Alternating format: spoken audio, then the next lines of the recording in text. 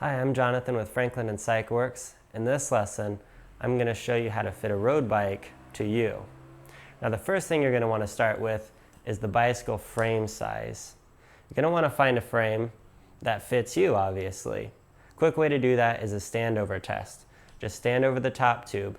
You want it close to you, but not hitting you. Another way is to measure from the center of the bottom bracket or the crank up to the seat tube cluster. This will give you an indication of the frame size, and after some shopping around, you'll be able to tell what frame size is most appropriate for you. The next thing you're going to want to look at is crank length. You're going to want cranks that accommodate your style of riding as well as your height.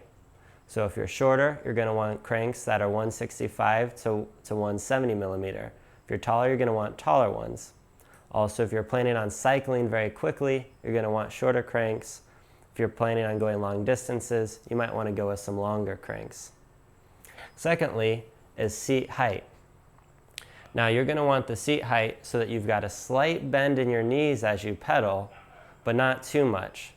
If you have too much, that will cause knee pain and back pain. So just a slight bend in the knees and no rocking of the hips on the seat. You want your hips planted firm. The next thing you have to look at is the fore and aft position of your seat. You've got these rails here that allow the seat to slide forward and backward.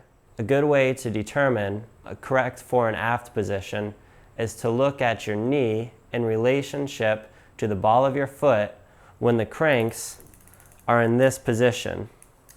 So imagine that your foot is here. You've got a nice bend in your knee. You want to drop a plumb line from the center of your knee to the ball of your foot. If that line is straight, then you've got a good fore and aft position on your seat. This is going to increase the power going to the pedals and reduce knee pain. The last thing to note in getting the proper road bike fit is reach. Now there's no formula that works for everyone, so really it's about comfort and riding style. There's two ways to affect the reach, and they both involve the stem. First one is the height of the stem, and the second one is the length. It's a preference with riding style and comfort. You don't want pain between your shoulder blades, and you don't want pain in your lower back. So feel free to adjust the stem up and down as you feel comfortable with it.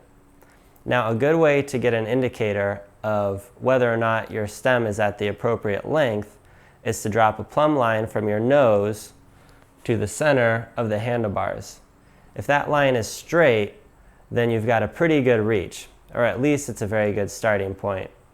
But again, it's about comfort and riding style. Don't be afraid to try different stems. My name is Jonathan with Franklinton CycleWorks, and I hope this tutorial has been helpful in fitting your road bike to you.